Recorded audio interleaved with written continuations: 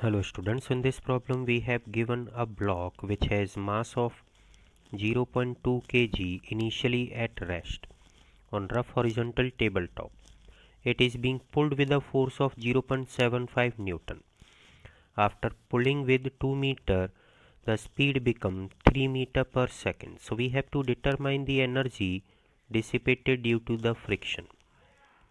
So now the work done will be F into X, that is 0.75 Newton multiplied by 2 meter, this is 1.5 joule. The change in the kinetic energy will be half m